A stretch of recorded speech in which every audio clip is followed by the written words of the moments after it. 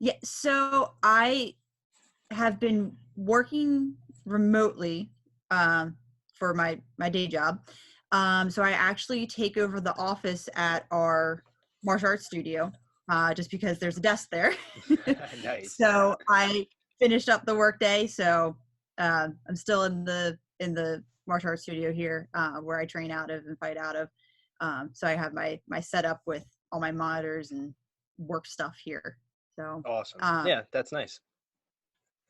And how did you get into mixed martial arts in the first place, training down at it's Delaware Dragon? I have that correct, right? Yeah, so I train out of Delaware Dragon Martial Arts. It's in Newark, Delaware. It's only like 2 miles up from the University of Delaware. Mhm. So we're really close to the town. So I grew up, and I'm from Pennsylvania, right over the line. Um, my best friend went to school down in Tennessee. She came back up for the summer, and we've always been very active people. I ran track and cross country in high school. So we were just looking for something different to do. We tried a term loosely kickboxing class at a YMCA. I think when we were in high school, and both of us when we were here, we're like, okay, well, it's a workout class. I'm like, but we didn't get to hit anything. We're like, Mhm. this is dumb. So we wanted to actually go somewhere where we could actually punch and kick and, do stuff like that. So I'm actually coming up on my 7-year anniversary being here. I think it's like June 4th. We started with a kickboxing class. I didn't make it through a warm up. And our kickboxing class is not like a cardio kickboxing class. It's the first 20 minutes it's a rough warm up, and then you get into doing like partner work and stuff like Mhm. that. And I was not prepared for it. And I had just run a marathon a month before. So it was definitely a different type of workout for me. Um, so I started with that, and we had a couple of guys that were fighting that would stick around on Saturdays and do this extra conditioning class. And we're like, yeah, we're going to do that too. We can keep up with them. And after us doing a couple of those classes, my coach knew she was leaving at the end of the summer. He wasn't sure if I was going to leave or if I was going to stick around. He's like, hey, you should fight. You're keeping up well with everyone else. And I was like, yeah, that sounds cool. Mhm. So after that, we added in the grapple. We do all no gi. We added in some grappling, and then by the end of the summer, I stuck around, and they really never got rid of me. And then we also teach like a traditional martial arts program. It's kind of a hybrid program. So, but the base of it is Taekwondo. So I got into that the following January, I believe, December, January. Um, and yeah, everything kind of clicked from there. After that, I just kind of trained more so casually, like I wanted to fight, and that was on my mind. Um, but never really pulled the trigger until about 3 years ago. I was like, okay, graduating college, kind of want to get out there, see what I can do, at least get something under my belt. I've done a couple of jiu-jitsu tournaments. Um, and then from there, I kind of didn't really know where to start. So I found some local, shows, started talking to different promoters, and then eventually I was able to get matched up. A couple of matches fell through. Finally got matched up a third time, and you know it happened. And then after the first fight, I was like, I love this. And yeah, And then we history went ever on from there. since. Awesome. I Yeah. think it's funny you said that a couple fights fell through. I almost feel like that's a rite of passage for a lot of fighters early in their amateur careers. My first fight was canceled from a blizzard, and then there was someone else who didn't make weight. There was people that pulled out all the time, and it seems like the people that continue to fight and do well, it's almost like another stepping stone, another thing they have to overcome on top of training, selling tickets, yada yada yada. There's always that factor of, is my opponent going to pull out? Yeah. And that, especially within my first, trying to get my first two fights, it was hard. I went almost a full year before I got my second fight. I had been doing fight camps in between, but nothing had gone through. I would get matched, the opponent would get hurt, or they never talked it over with their coach. So their coach was like, no way, you're not ready. So it was a lot of just, some of them are bizarre, beyond bizarre stories. But it was frustrating, especially because with the weight class I fight at 135, it's harder to get bigger girls and, get someone matched up on an even experience level and making all the things happen to sanction the fight, let alone to get someone to actually do the training and get in there. So I think 3 weeks shy of a year, from between first fight and second fight.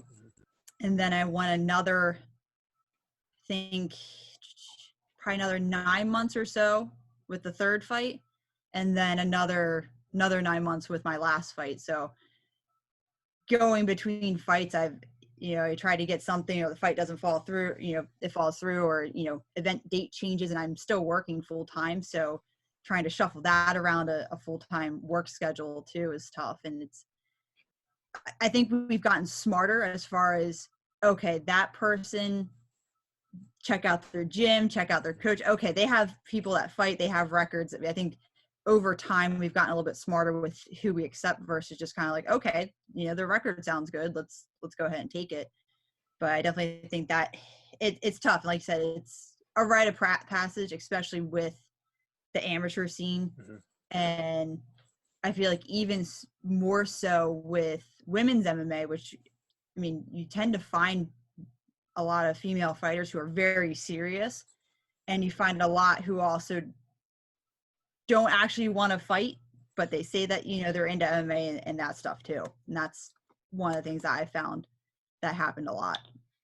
Yeah, I think I personally don't have experience dealing with a whole lot of women fighters from our gym. I think you might know Letitia Yeah. Mole. She trains out of our gym, and I know she has trouble getting matched up. And it's almost something like, I know in men's MMA, you almost have two different kinds of fighters, where there's fighters who actually do want to fight and they want to get in there and they want to, they want to fight because that's what they want to do. And then we see a lot of people who come into the gym and they say, I want to be the next UFC champion. And they go through one class and then they realize, oh, this is really hard. And then they almost want to just be a fighter for likes on Instagram than they do to actually want to fight. Do you notice that a lot too in when you're doing this research to try to find your opponents? Yeah, I mean, I think for us, what we found is, if the gym is established and the gym has, some fighters in it, it's pretty safe to say, okay, they're serious. But if they tend to be the only one, or they go a lot of time, because I know if you look up on like Tapology, you can see the time in between people fight. And you definitely get people who don't actually want to get punched in the face, and they tend to be a little bit more recreational. And yeah, they're okay with some light sparring, but I mean, you can see it on an amateur scene. You see a guy who thinks that they want to get out there and fight, and then they actually get hit hard for the first time, and it's a different person after that. Yeah, and it makes you almost wonder, what I've been blessed that I have been involved in pretty good camps, right? And we, judging by what I see other top tier camps, where UFC fighters train, and then what we do, we, emulate a lot of things that they do there. But it makes you almost wonder, what are these other gyms and these other camps doing to not have someone ready for a fight, but feel confident that they can go out there and fight? Yeah, it's almost like they want to have a fight team just to say that they have a fight team. I mean, one of the girls that had pulled on me a fight, it was a really weird situation where when we originally were supposed to fight, the event changed, it got pushed back, I think like a month or two. Not a big deal. She goes on social media. She was real big on social media, and I was, checking in and just kind of trying to find something out about her because she was supposed to debut. And she claimed that I pulled out. And I was like, no. And I texted the matchmaker. I was like, hey, this is what she's saying. She realizes that we're still fighting in like a month, right? She's like, yeah, I just talked to her. Okay. So as we get closer to the fight, I think we were 3 weeks out, and this girl's posting pictures that she's been training and stuff like that. I'm like, okay, cool. And I get a call from the matchmaker, and she was like, I'm really sorry, but this fight's not going to go through. Apparently they tried to, reach out to this girl to get the medicals and stuff. And the girl gave her this real bizarre story about how she was walking to work and she just got hit by a car and this, that, and the other. So the manager was like, oh, okay, let me call your coach. So she calls the gym that she said that she was trained out of, and they go, no, she doesn't train here. She came in to take pictures because she said that she was a MMA model. I was like, what? So that got canceled and she swindled the person out of him because she apparently sold tickets. Oh, Luckily, wow. they were smart enough. On their tickets, they put our initials on it, and they're like, if you show up and you have these initials on your ticket, we're not letting you in. So if she did sell those tickets, like they thought she did, she could have made off with like over $1,000 in ticket money. Jeez, that's wild. Yeah. And at that point, I was on weight. I was ready to go. We had our game plan. And so that fell through. I tried to get matched up for a fight like a month later. A girl had accepted, and this was going to be at a little bit heavier weight. Get about 2 weeks out from that, and get a call saying that it's not a good time for her to fight. So then from there, took another, couple more months before I actually ended up having to travel more. My last 2 fights have been down in Virginia just to find people to fight. And even with the last promotion I fought for, like they've had a harder time finding me opponents that are, within, a couple of states to bring people in that are at, a good experience level that's, not unfairly matched for either of us. Sure. And that gap, I think that experience gap, it does start to close as you get more fights. It's always hardest in my experience of trying to help, my teammates pick opponents and then pick them for myself as well when they're getting offered or when I'm researching people is, it's the Wild West when you're dealing with like 0-1, 1-1 up through like 3, 4, 5 fights. It's like you never know. You never know what you're going to get. And then as you start getting more experience and your opponents get more experience, it's more of okay, I've seen their fights on YouTube and I know the gym that they train at. And people don't usually stick in this sport for, more than 4 or 5 fights if they're not very serious. And you're kind of at that tipping point right now where I think you'll start seeing more opponents agree to fight you as you keep improving through the ranks and getting more fights. Yeah, and that's been difficult as well as the weight class that I'm currently at. Like most girls that I would say 3 out of the 4 girls that I fought probably could have gone a weight class below me and been fine. Like a lot of times it's been, hey, can you fight 125? No, I'm 5'8". That's not happening. I can't get down to that. Like I'm like, I will be a walking skeleton if I tried to do that. And that's been the tricky thing is finding someone at the weight class because I'm 5'8". You get a lot of girls maybe 5'6", 5'5", willing to come up a weight class. Or the last girl that I fought, we agreed on a catch weight, but that was because it was a little bit closer in time, so she wasn't able to cut the weight or something.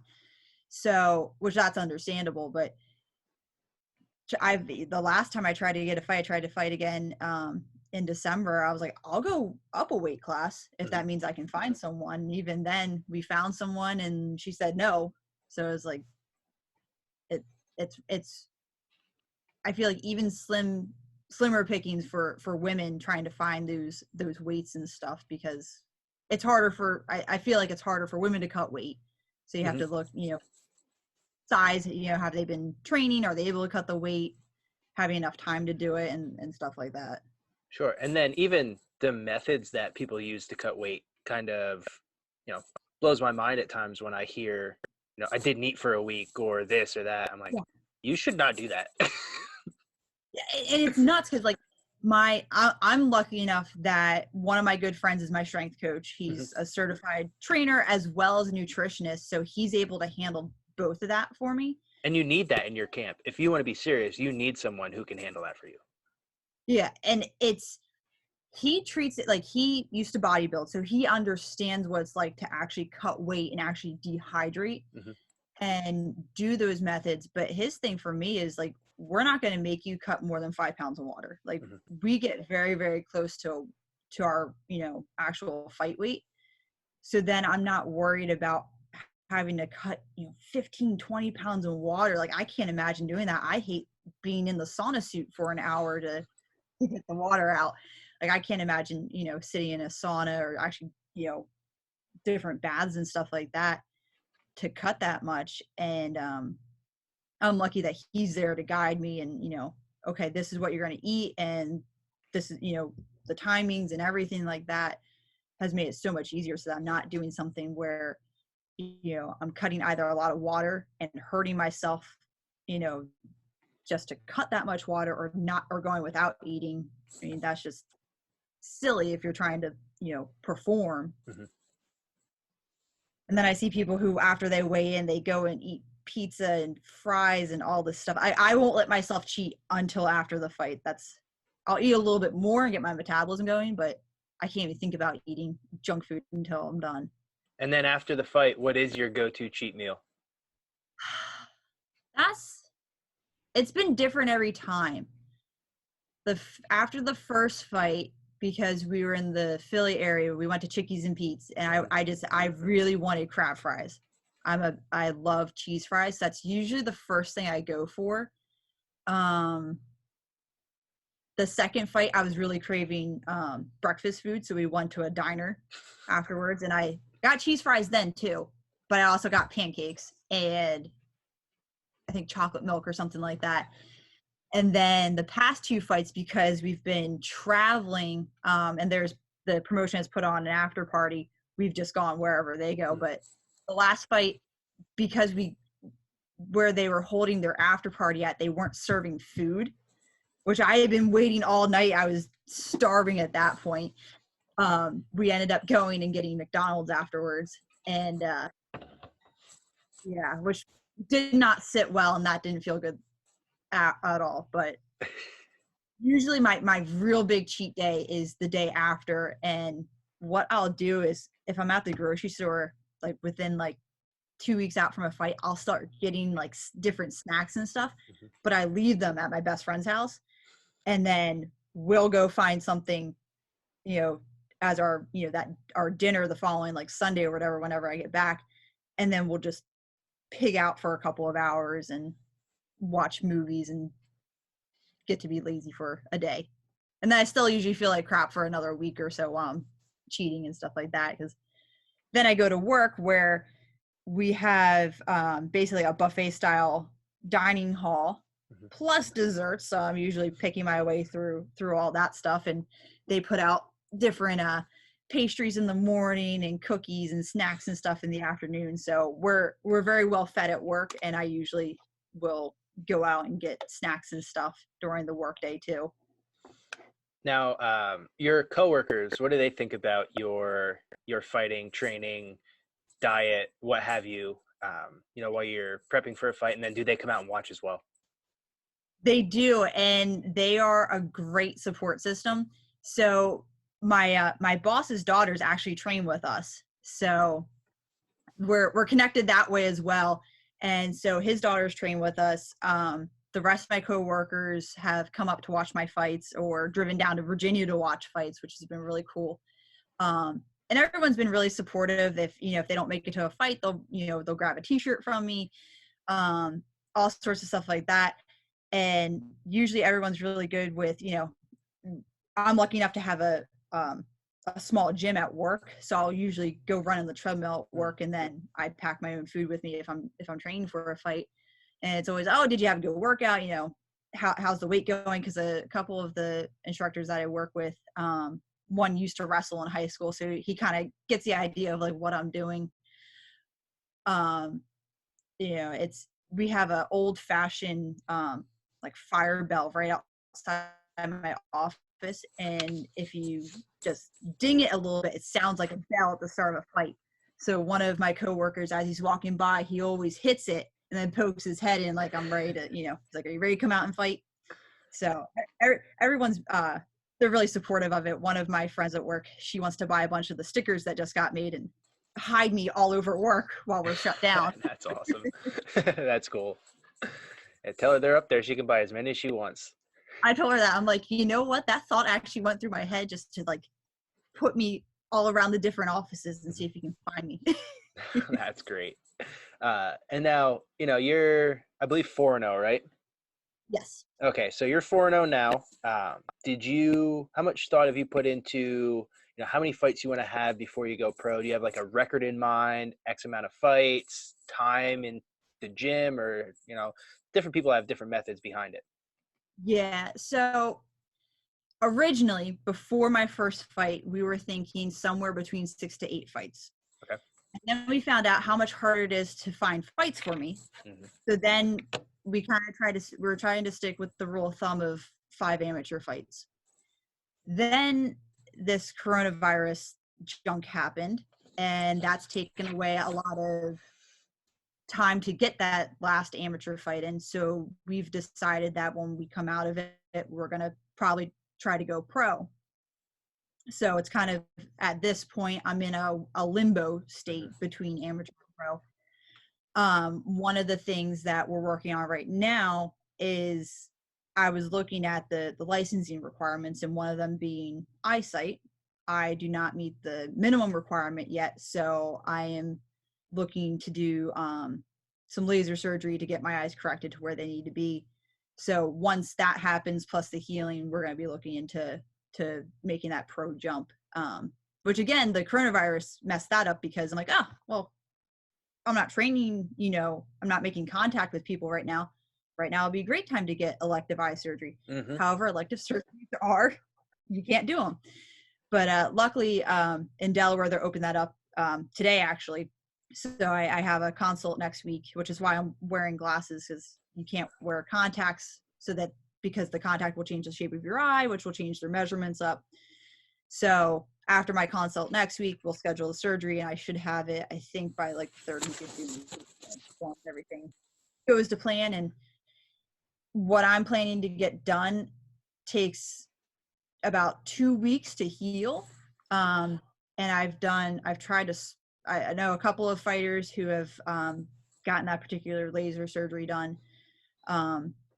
But the downside is I can't find anything as far as, is it going to be like a 3-month wait, a 6-month wait? So it all depends on the person. So I'll hopefully kind of get a little bit closer idea of when I could return to competition and when it's safe to return. But making those steps now, at least so that I'm not out of it, for the rest of the year or something like that.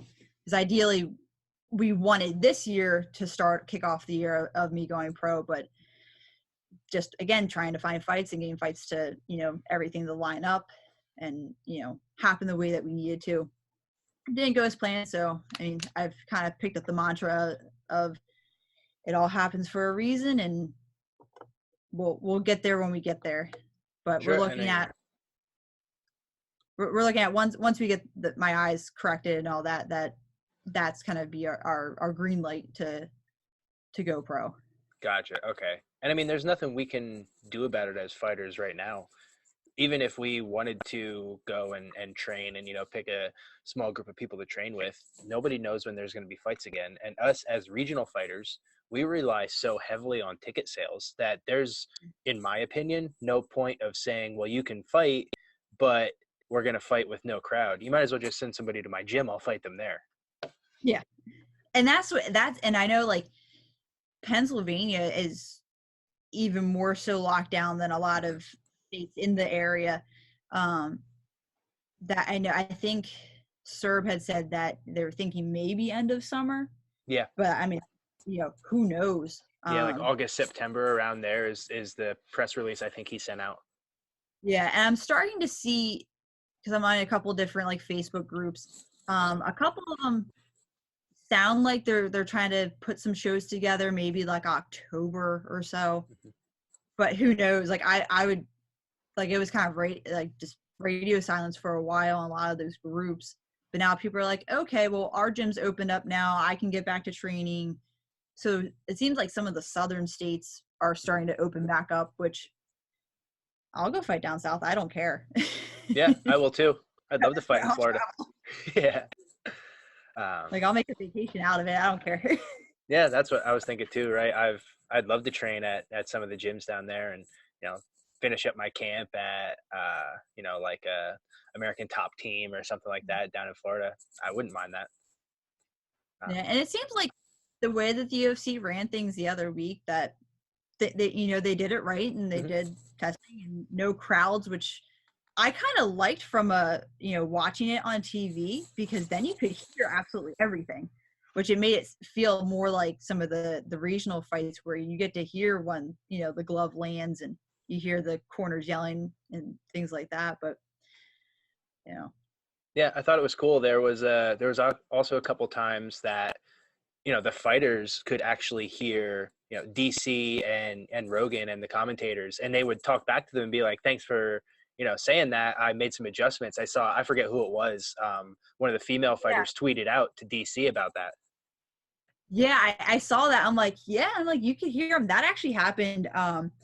My last fight, we were right in front of where the commentary was, and the girl had me up against the cage, and she was trying to do a single leg or a double leg, something like that.